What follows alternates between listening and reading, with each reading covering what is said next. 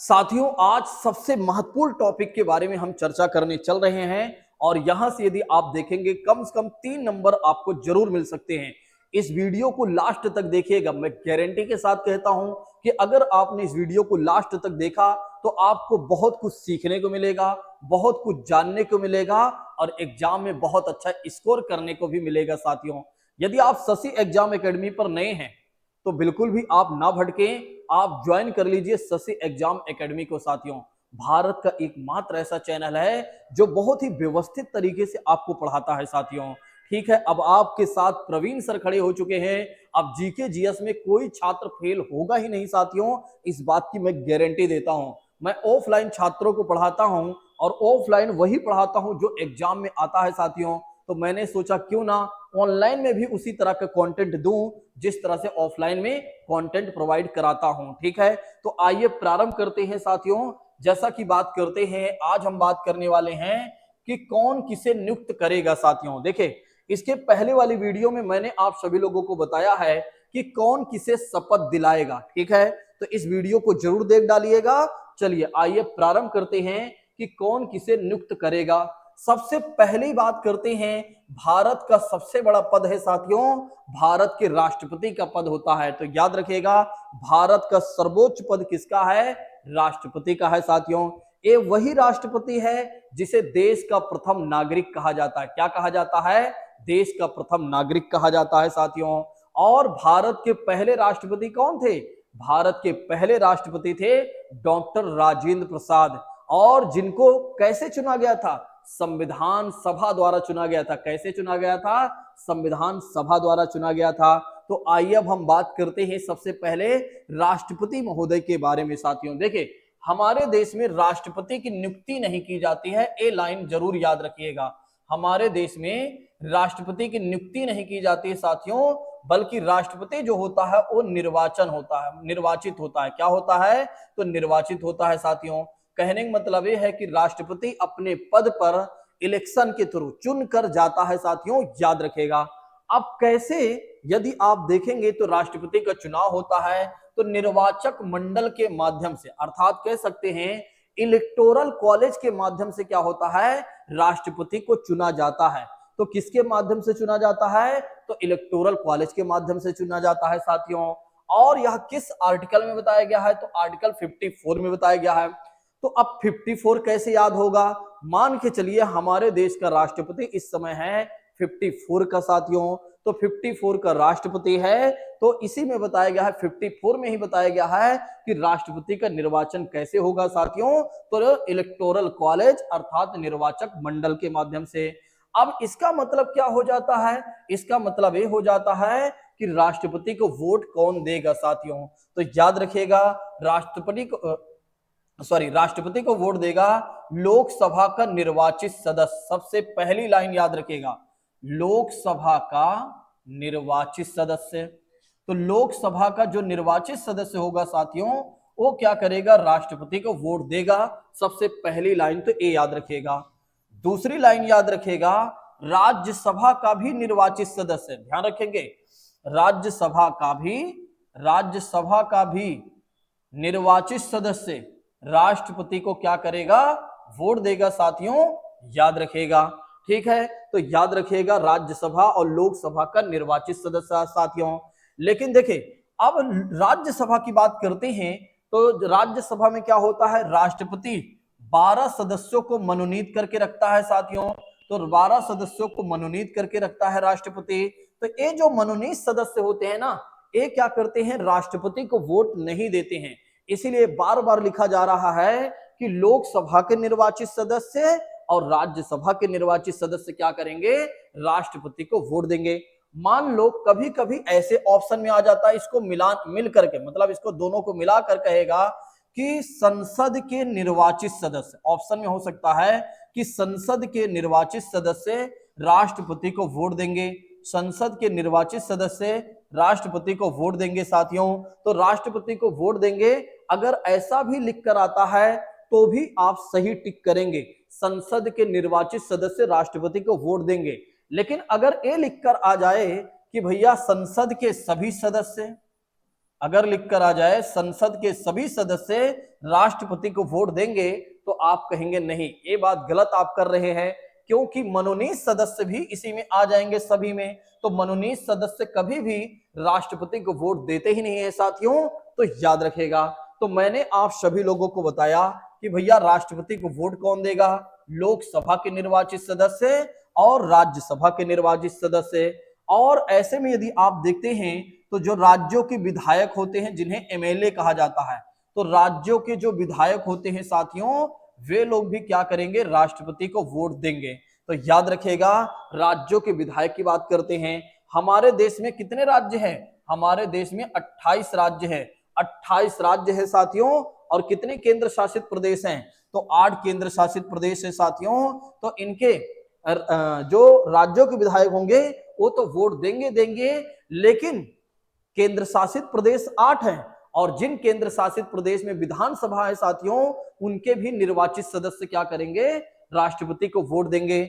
जैसे दिल्ली की बात करते हैं साथियों, दिल्ली की बात करते हैं और पांडिचेरी की बात करते हैं साथियों। तो दिल्ली और पांडिचेरी की बात करते हैं साथियों, तो इनके निर्वाचित सदस्य अर्थात जो विधायक होंगे वे क्या करेंगे, राष्ट्रपति को वोट देंगे। वे क्या करेंगे, राष्ट्रपति को वोट देंगे साथियों। याद रखिएगा, विधायक क्या करेंगे, ए वाले विधायक जो दिल्ली और पांडिचेरी के विधायक होते हैं साथियों, वे लोग भी राष्ट्रपति को वोट देंगे। कुल मिलाकर आपको याद रखना है कि जो एमएलए या विधायक होते हैं वो भी राष्ट्रपति को वोट देते हैं साथियों। तो ऐसे में यदि आप देखते हैं तो मैंने आप सभी लोगों को बताया कि राष्ट्रपति की बात करते हैं तो राष्ट्रपति अपने पद पर कैसे जाते हैं, तो निर्वाचित होकर जाते हैं। किसके माध्यम से? इलेक्टोरल कॉलेज के माध्यम से। किस आर्टिकल में डिस्कशन किया गया है? आर्टिकल 54 में डिस्कशन किया गया है। फिर उसके बाद बात करते हैं साथियों, तो उपराष्ट्रपति की बात करते हैं। तो उपराष्ट्रपति का भी निर्वाचन यदि आप देखते हैं तो निर्वाचन कैसे होता है, तो इलेक्टोरल कॉलेज के माध्यम से ही होता है साथियों।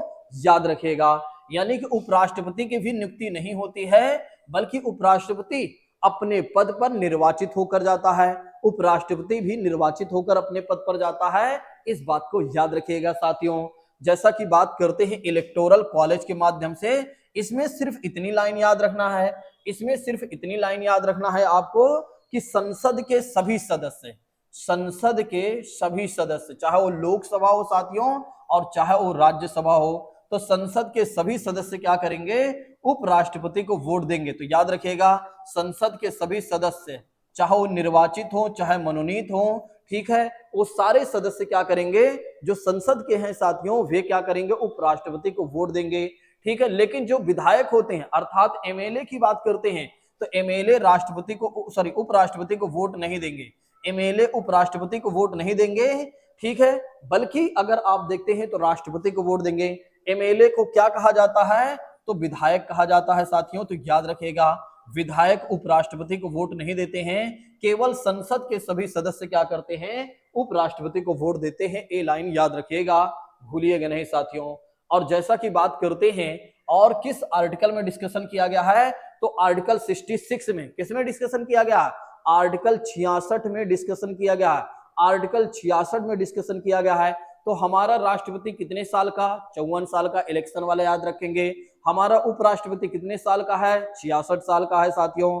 जो अभी कौन है उपराष्ट्रपति, सीपी राधाकृष्णन साथियों, याद रखिएगा, वो कितने साल के हैं, 66 साल के हैं। सिर्फ याद करने के लिए बता रहा हूं, बाकी मुझे नहीं पता कि क्या उनकी एग्जैक्ट उम्र है। ठीक है, तो ये हो गया 54 और 66 साथियों, याद रखेगा। अब हम बात करते हैं प्रधानमंत्री तथा अन्य मंत्री की बात करते हैं। तो प्रधानमंत्री तथा अन्य मंत्रियों की नियुक्ति कौन करता है, राष्ट्रपति करता है। तो आर्टिकल किसमें बताया गया है, 75 में बताया गया है साथियों, याद रखिएगा।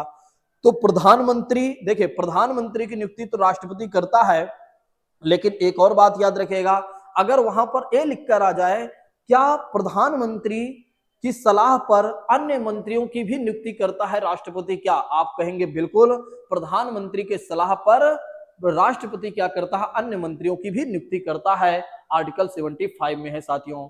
उसके बाद चीफ जस्टिस ऑफ इंडिया, देखिए इसको तो ऐसे याद कर लीजिए, राष्ट्रपति को शपथ कौन दिलाता है, राष्ट्रपति को शपथ कौन दिलाता है, तो मुख्य न्यायाधीश दिलाता है साथियों। और इसके फिर अब इसे ऐसे याद कर लीजिए कि राष्ट्रपति क्या करता है, मुख्य न्यायाधीश को नियुक्त भी करता है साथियों, याद रखिएगा। ठीक है, तो ज्यादा कंफ्यूज मत होइए।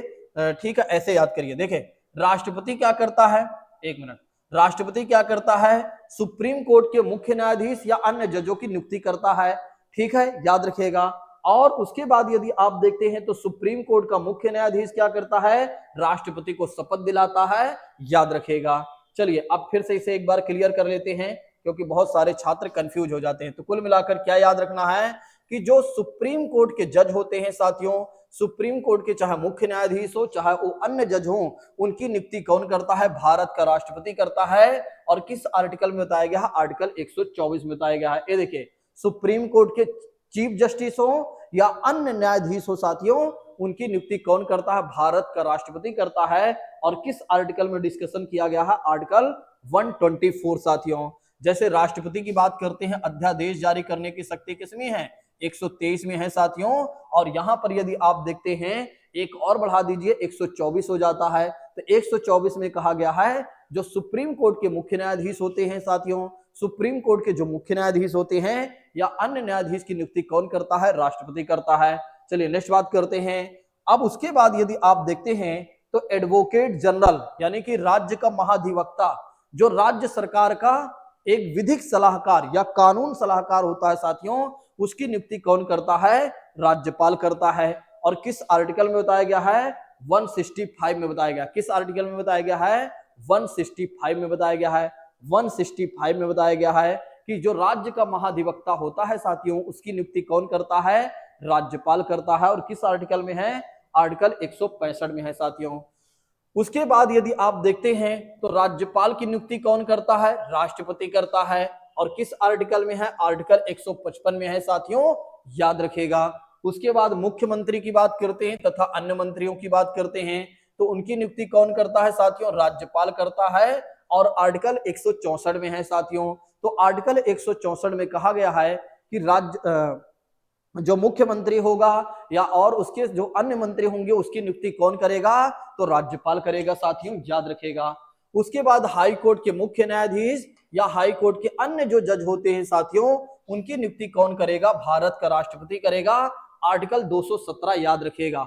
आर्टिकल 217 में एक कहा गया है, आर्टिकल 217 में एक कहा गया है जो हाई कोर्ट का मुख्य न्यायाधीश होगा और अन्य जो जज होंगे, उनकी नियुक्ति कौन करेगा, भारत का राष्ट्रपति करेगा। कौन नियुक्ति करेगा, भारत का राष्ट्रपति करेगा साथियों। लेकिन अगर पूछा जाता है शपथ कौन दिलाता है, तो राज्यपाल दिलाता है। ये बात याद रखेगा, नियुक्ति राष्ट्रपति करेगा और शपथ राज्यपाल दिलाएगा। अगर हटाने की बात करते हैं तो संसद से महाभियोग प्रक्रिया के द्वारा हटाया जाएगा साथियों, याद रखेगा। अब सीएजी की बात करते हैं साथियों, तो सीएजी की बात करते हैं तो इसकी नियुक्ति कौन करता है, तो इसकी नियुक्ति करता है भारत का राष्ट्रपति, आर्टिकल 148 में, याद रखेगा। ठीक है, उसके बाद है चुनाव आयुक्त की बात करते हैं, इलेक्शन कमिश्नर की बात करते हैं, तो इसकी नियुक्ति कौन करता है, राष्ट्रपति करता है। और राष्ट्रपति ही शपथ दिलाता है साथियों, 324 में है, आर्टिकल 324 में बताया गया है, याद करिएगा। देखिए, ये जरूर पूछा जाता है, ए और ए जरूर पूछा जाता है, याद रखेगा। तो सीएजी की नियुक्ति कौन करता है, राष्ट्रपति, शपथ भी राष्ट्रपति दिलाता है। और चुनाव आयोग के जो कमिश्नर होते हैं, उनकी भी नियुक्ति राष्ट्रपति करता है और शपथ कौन दिलाता है, राष्ट्रपति है, अनुच्छेद 324 याद रखेगा। वित्त आयोग की बात करते हैं। देखिए, वित्त आयोग का गठन हर साल क्या होता है, राष्ट्रपति करता है, हर 5 साल में, आर्टिकल 280 के थ्रू। आर्टिकल 280 के थ्रू क्या होता है, राष्ट्रपति वित्त आयोग का गठन करता है। और वित्त आयोग का काम है सेंट्रल गवर्नमेंट को सलाह देना, सेंट्रल गवर्नमेंट को सलाह देना टैक्स को बंटवारे को लेकर साथियों। तो याद रखिएगा, वित्त आयोग का गठन कौन करता है, राष्ट्रपति करता है। और इसके अध्यक्ष एवं सदस्यों की नियुक्ति कौन करेगा, तो वो भी राष्ट्रपति ही करेगा साथियों, याद रखिएगा। ठीक है, आर्टिकल 280। फिर उसके बाद यूपीएससी के अध्यक्ष एवं सदस्यों की बात करते हैं, तो यूपीएससी के अध्यक्ष एवं सदस्यों की नियुक्ति कौन करेगा, राष्ट्रपति करेगा, अनुच्छेद 316 याद रखेगा। अनुच्छेद 316 याद रखेगा, ये आपके एग्जाम में पूछा जाएगा साथियों। एक और चीजें छूट गई हैं, उसको भी मैं बता देता हूं। जिस तरह से राज्यों में एडवोकेट होता है, उसी तरह से केंद्र सरकार की बात करते हैं तो केंद्र सरकार के साथ महान्यायवादी होता है। कौन होता है, महान्यायवादी होता है। और इसकी नियुक्ति कौन करता है, भारत का राष्ट्रपति करता है साथियों, याद रखेगा। तो भारत के राष्ट्रपति क्या करता है, इसकी नियुक्ति करता है महान्यायवादी के बारे में। ठीक है, याद रखिएगा। तो महान्यायवादी की नियुक्ति कौन करता है, भारत का राष्ट्रपति करता है साथियों। तो देखिए, अगर आपसे पूछा जाता है कि राष्ट्रपति और उपराष्ट्रपति का इलेक्शन होता है या नियुक्ति किया जाता है, तो आप बताएंगे इलेक्शन होता है। किसके माध्यम से, निर्वाचक मंडल के माध्यम से। राष्ट्रपति 54 साल का, उपराष्ट्रपति 66 साल का साथियों, याद रखिएगा। ठीक है, उसके बाद याद रखना है आप सभी लोगों को कि जो राष्ट्रपति को वोट देता है साथियों, वोट देते हैं लोकसभा और राज्यसभा के निर्वाचित सदस्य, और जो राज्यों के विधायक होते हैं वे लोग राष्ट्रपति को वोट देते हैं। मनोनीत सदस्य राष्ट्रपति को वोट नहीं देते हैं। लेकिन वहीं पर उपराष्ट्रपति की बात करते हैं, विधायक हट जाएंगे, मनोनीत सदस्य हो या कोई भी सदस्य, लोकसभा और राज्यसभा के सारे सदस्य उपराष्ट्रपति को वोट देते हैं, आर्टिकल 75 में कहा गया। फिर प्रधानमंत्री तथा अन्य मंत्रियों की नियुक्ति कौन करता है, राष्ट्रपति, आर्टिकल 75 में कहा गया है। और सुप्रीम कोर्ट के जजों की बात करते हैं तो उनकी नियुक्ति राष्ट्रपति करता है, आर्टिकल 124 में कहा गया है। 123 आपका हो जाता है अध्यादेश जारी करने की शक्ति राष्ट्रपति के पास पावर है, और 124 की बात करते हैं साथियों तो याद रखिएगा सुप्रीम कोर्ट के जजों की नियुक्ति की बात की गई है। उसके बाद एडवोकेट जनरल राज्य का महाधिवक्ता की नियुक्ति कौन करेगा, राष्ट्रपति करेगा, आर्टिकल 156 में। और राज्य महान्यायवादी की नियुक्ति की बात करते हैं तो महान्यायवादी की नियुक्ति कौन करेगा, राष्ट्रपति करेगा साथियों, याद रखिएगा। उसके बाद राज्यपाल की बात करते हैं, राष्ट्रपति नियुक्ति करेगा, आर्टिकल 155 याद रखना है। मुख्यमंत्री तथा अन्य मंत्रियों की नियुक्ति राज्यपाल करेगा, आर्टिकल 164 में है साथियों। हाई कोर्ट के जजों की बात करते हैं तो इसकी नियुक्ति राष्ट्रपति करेगा, अनुच्छेद 217 है साथियों। और उसके बाद याद रखना है सीएजी की बात करते हैं तो सीएजी की नियुक्ति कौन करेगा, राष्ट्रपति करेगा, आर्टिकल 148 में बताया गया है। उसके बाद याद रखना है साथियों चुनाव आयुक्त की बात करते हैं, इसकी नियुक्ति राष्ट्रपति करेगा और अनुच्छेद 324 में है। वित्त आयोग का गठन राष्ट्रपति करेगा, अनुच्छेद 280 के तहत साथियों। अध्यक्ष एवं सदस्यों की नियुक्ति राष्ट्रपति करेगा। यूपीएससी के अध्यक्ष एवं सदस्यों की नियुक्ति राष्ट्रपति करेगा, अनुच्छेद 316 में बताया गया है साथियों, याद रखिएगा। जैसा कि बात करते हैं, मैंने आप लोगों को 2 क्लास शेयर कर दिया है, बहुत ही महत्वपूर्ण वाली साथियों। एक तो पहली क्लास हो जाती है कौन किसकी नियुक्ति करेगा और